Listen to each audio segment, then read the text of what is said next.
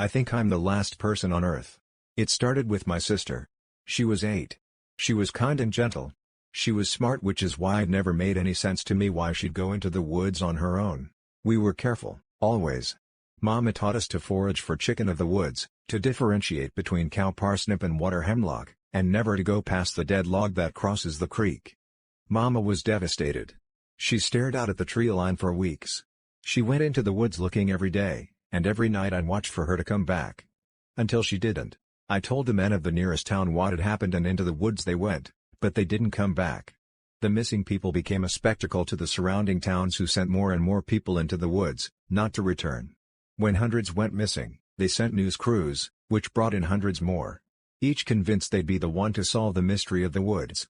Thousands went into the woods and never came out. It seemed it couldn't get worse until a video leaked to the news.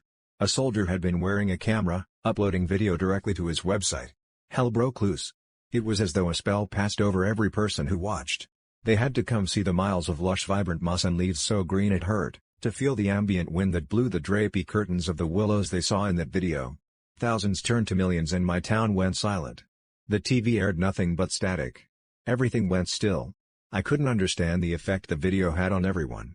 I watched on repeat, hoping to feel the overwhelming urge they felt. But nothing came.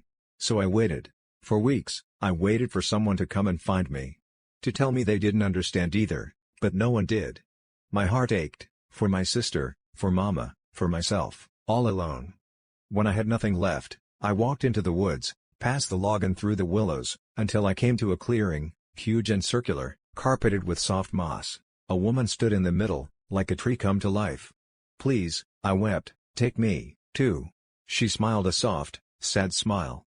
"You had a chance," she whispered along the wind. She left, and the clearing went with her. I was alone, in the dark, swampy woods.